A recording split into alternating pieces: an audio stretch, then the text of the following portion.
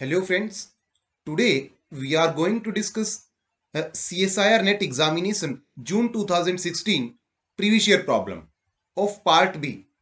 Thermodynamics के अंदर जो हमारे पास पार्ट बी में 3.5 मार्क्स के लिए एग्जामिनेशन प्रॉब्लम जो आपके पास आई थी, आज उसको हम डिस्कस करने की कोशिश करते हैं।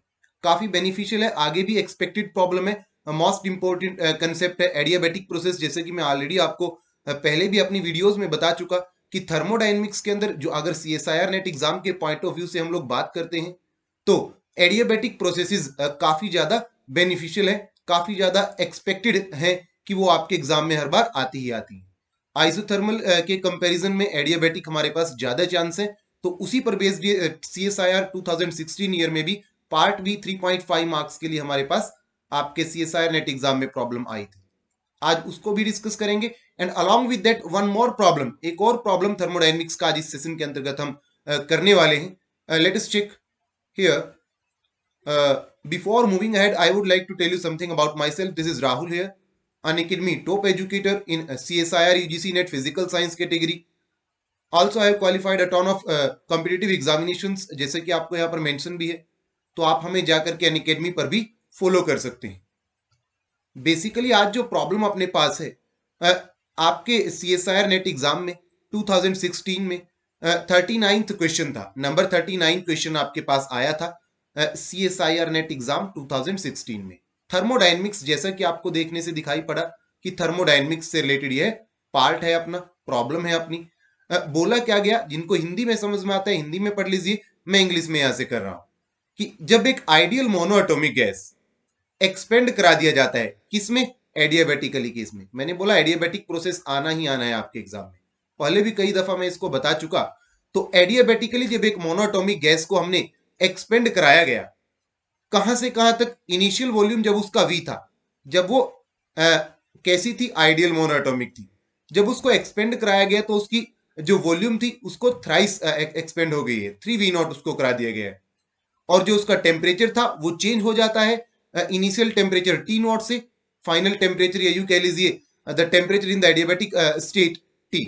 इसमें तब हमें बतानी है रेशो उस टेम्परेचर चेंज की, T और T0 का रेशो हमें बताना है। 4 ऑप्शंस आपको दिए गए थे, तो बिल्कुल इजी था। सबसे पहले तो प्रॉब्लम को पहचानना रहता है, कौन सी प्रॉब्लम है, कहां से आई है। थर्मोडायनेमिक्स से आई, ये समझ गए। थर्मोडायनेमिक्स के अंदर सब कैटेगराइज किससे? एडियाबैटिक प्रोसेस से आई है। अब एडियाबैटिक का नाम सुनते ही हमारे दिमाग में क्या आया कि एडियाबैटिक प्रोसेसेस कैसी होती हैं? वेरी फास्ट प्रोसेस, है ना, सडन प्रोसेस जिसको आप उनको बोलते हैं। तो वो प्रोसेस है, that is why sudden process है, फास्ट प्रोसेस है, that is why only expand हो रही है V0 to 3V0 and temperature जहां पर चेंज हो रहा है T0 टू T। तो अब हम उसके रिलेशन को याद करेंगे, उसके रिलेशन को रिमेंबर करने की कोशिश करेंगे। कैसे? कि कैसे मैं T बाय T0 के बीच में रिलेशन सेटअप कर सकता हूं एडियाबैटिक के केस में, वो हमें बताना है। चलिए सॉल्यूशन मैं यहां से करने की कोशिश करता हूं, बड़ा क्लियरली आपको समझ में आएगा। चेक करते हैं यहां से। As we know that in isothermal case में मेरे पास क्या रहता है? PV is equal to what? Ideal gas के केस में हम जानते हैं PV is equal to nRT, या और इज इक्वल टू आरटी भी आप बोल सकते हैं, is equal to RT if n is equal to 1। ये मेरे पास कौन है? आइडियल का, आइडियल गैस इक्वेशन मेरे पास है। लेकिन मुझे एडियाबैटिक का केस आया, मैं आइडियल क्यों लगाऊंगा? है ना, मेरे पास तो एडियाबैटिक पूछा गया है ना। ऑल्सो एडियाबैटिक के केस में हमें मालूम है रिलेशन प्रेशर वॉल्यूम का भी, सारे रिलेशन हमारे पास थे। तो using adiabatic relation over here, adiabatic relation over here, for this question we have, हमारे पास क्या है? वी नो, मैं ब्लैक मार्कर से यूज करता हूं, we know that PV is equal to, या PV gamma is equal to K, in place of PV is equal to NRT. वो आइडियली था, ये आपका एडियाबेटिकली है, this one adiabatic relation. Also we know very well that at T naught V naught gamma is equal to what? T naught V naught gamma minus 1 is equal to what? Is equal to what? K, constant K। ये मेरे पास आया। अब ये condition को मैं proceed कराऊंगा आगे। अब क्वेश्चन में आइए, क्वेश्चन वाले ने क्या बोला गया? जब इनिशियली मेरे पास मोनोएटॉमिक गैस को एक्सपेंड करा दिया जाता है adiabatically, volume 3V0 to sorry volume V naught to 3 V naught, V naught volume से 3 वी नॉट तक। तो मैं कैसे रिलेशन को सेटअप करूंगा यहां से, T naught V naught gamma -1 जब एक्सपेंड कराया गया तो मेरे पास क्या स्टेट बनी, टी नॉट से टी, तो टी नॉट टू चेंज हो गया टी में, ओके मैंने टी एज इट इज लिख दिया है। और जो वॉल्यूम थी मेरी वो किस में चेंज होगी, V naught to 3 V naught, gamma -1 as it is, okay. ये मेरे पास रिलेशन सेटअप हो गया। नाउ निकालनी क्या है, टी ओवर टी नॉट का रेशो ही तो निकालना है। मैं इसको अलग से कर लेता हूं, टी यहां से वैल्यू निकाल लेता हूं टी का। मैं नेक्स्ट स्लाइड यूज करता हूं, अगेन से लिखता हूं, क्या रिलेशन मैंने लिखा, T is equal to T naught 3 V naught gamma -1, gamma -1, gamma का वैल्यू क्या पुट करेंगे ये बाद का काम है, पहले अपने इसको सोल्व कर लेता हूं मैं, ठीक है। दिस इंप्लाइज दैट मेरे पास कितना बनेगा, मेरे पास कितना बन जाएगा, just wait for a second. यहां से देखिए आप लोग, जो मैंने ये 3 वी नॉट आपके लिए लिखा है, अब इन्होंने क्या बोला, एक बार स्टेटमेंट दोबारा से आप पढ़िएगा। मेरे पास V naught to 3 V naught में चेंज हो जाती है, V naught to 3 V naught में चेंज हो जाती है। मैंने अपने पास क्या लिखा, V naught to 3 V naught में मैंने चेंज करवा दिया है, ओके। यहां से अगर मैं टी का वैल्यू निकालने की कोशिश करता हूं फ्रॉम दिस ओवर हियर, मैं क्या निकालूंगा, टी इज इक्वल टू कितना, या यूं कह लीजिए, इसको आप ऐसे भी कर सकते हैं, T naught V naught gamma -1। आप क्या कर सकते हैं इसमें चेंजेस के तौर पर, अगर हम करना चाहें, T naught V naught gamma -1 और टी 3 वी नॉट गामा -1 को एक साइड पर ले आए, मोर इजी, हमारे पास बिल्कुल सिंपल सॉल्यूशन बन जाएगा। अगर मैं करके दिखाऊं आपको तो कैसे बनेगा, यहां से टी के वैल्यू मैं निकाल दूंगा, टी इज इक्वल टू मेरे पास कितना, टी नॉट, और बाहर में क्या, इनसाइड में क्या, V naught over 3 V naught. Similarly यहां पे कितना, गामा -1। एनी इश्यू, कोई इश्यू मेरी ख्याल यहां तक किसी को नहीं है, गामा -1। अब मेरे पास V naught to V naught cancel out हो गया है, बचा कौन मेरे पास, T is equal to T naught 1/3 gamma -1, this one. अब गामा की बात आती है, गामा का वैल्यूज हमें मालूम होता है, मोनोटोमिक के लिए क्या है, डायाटोमिक के लिए क्या है, एंड ट्रायाटोमिक के लिए क्या है, वो आपको भी मालूम होगी शायद, वो आपको भी मालूम होगा शायद। सो फॉर मोनोएटोमिक गैस मैं डायरेक्टली अगर लिखना चाहूं, for monoatomic gas I know gamma is equal to, for monoatomic gamma मेरे पास कितना होता है, 5/3। For monoatomic the value of gamma is, gamma is equal to 5/3। आप गामा का पुट करा दीजिए वैल्यू, कितना, T is equal to T naught 1/3, gamma कितना, 5/3 -1। यहां से रेशियो किसकी निकालनी है, टी ओवर टी नॉट की निकालनी है। So T over T not हमारे पास कितना बन जाएगा, 1/3, 5/3 -1 को आप जैसे ही सॉल्व करेंगे तो 1/3, सॉल्यूशन करने के बाद मेरे पास कितना बन जाएगा, रेज टू पावर 2/3। ये आपके पास फाइनल एंड डिजायर्ड रिजल्ट होगा। चेक कर सकते हैं आप इसको, आपके कौन से ऑप्शन में लाई कर रहा है, 1/3 raise to power 2/3, 1/3 raise to power 2/3। Second option is the very correct option over here. I hope you got the idea, clear हो गया होगा सबको, चलेगा। इसके बाद नेक्स्ट प्रॉब्लम एक और आपस में सीरीज में प्रॉब्लम आई थी, 38 39 प्रॉब्लम, थर्मोडाइनमिक से ही दोनों।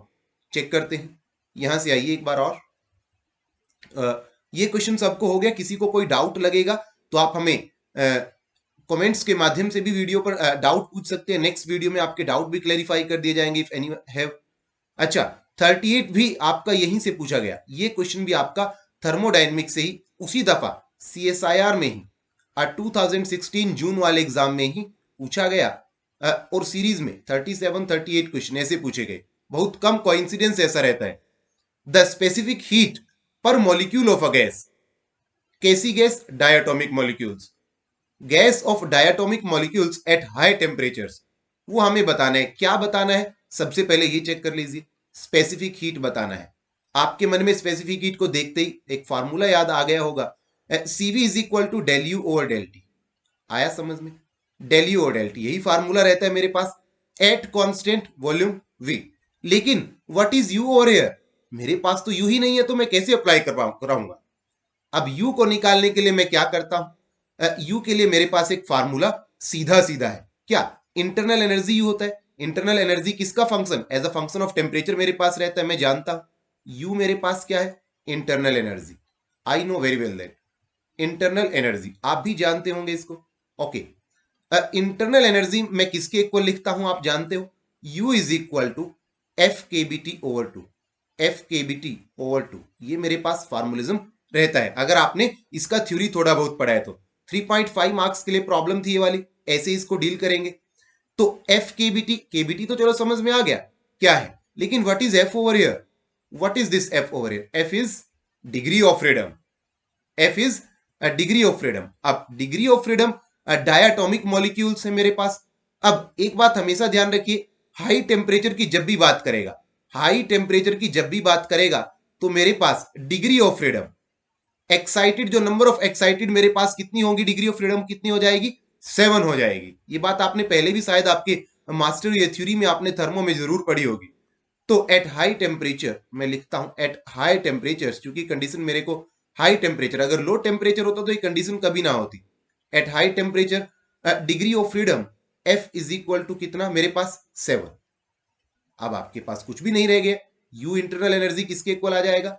F K B T upon में 2 था मेरे पास। दिस इंप्लाइज दैट मेरे पास कितना बन जाएगा यू का वैल्यू?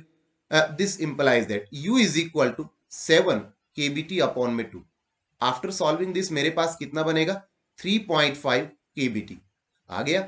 लेकिन ये थोड़ी मेरे को निकालना है, मेरे को निकालना है specific heat at constant volume. तो उसके लिए फॉर्मुलिज्म मैं क्या यूज करूंगा? उसके लिए अपने पास फॉर्मुलिज्म सीधा सीधा है, CV is equal to what? Del U over del T at constant volume V. और यू तो मेरे पास कितना आया है? 3.5 के बी टी, यही तो मेरे पास यू आया है। Del over del T, del over del T. तो विद रिस्पेक्ट टू टी जब मैं डेरिवेट करता हूं तो मेरे पास कितना बन जाएगा? 3.5 केबी। ये मेरे पास रिजल्ट बनेगा किसका? आपके पास specific heat at constant volume. तो 3.5 मार्क्स के लिए आपके पास ये प्रॉब्लम भी आई थी। इकट्ठी दो प्रॉब्लम थर्मोडायनेमिक्स की एक साथ जुड़ करके आ गई थी। इससे अच्छा मेरे ख्याल कॉन्फिडेंस क्या हो सकता है कि आपके पास 7 मार्क्स में दो प्रॉब्लम थर्मोडायनेमिक्स की इतना इजी, एक एडियाबैटिक एक्सपेंशन से और एक स्पेसिफिक हीट से। यही 2-3 सिलेक्टेड टॉपिक मैंने आपको बताए हैं कि आपके CSIR नेट एग्जाम हो, चाहे गेट, जेट, जेस्ट, सेट, सेलेक्ट, टाइफर, बाग, इसरो, DRDO, कोई भी एग्जाम आपका हो, थर्मोडायनेमिक्स से जो अगर प्रॉब्लम आएगी या तो वो स्पेसिफिक हीट से आएगी या एवरेज प्रॉपर्टी से आएगी, या फिर आप कह लीजिए उसको एडियाबैटिक एक्सपेंशन से वो आएगी, सडन चेंज से वो आएगी, है ना। इसके अलावा केस ही नहीं बनता है कि आपके पास प्रॉब्लम आ जाए। तो ये लिमिटेड से कुछ टॉपिक्स हैं, आप इनको जरूर करके जाया करें। तो यहां से ऑप्शन अगर मैं देखना चाहूं तो मेरे पास ऑप्शन नंबर बी करेक्ट है, 3.5 केबी।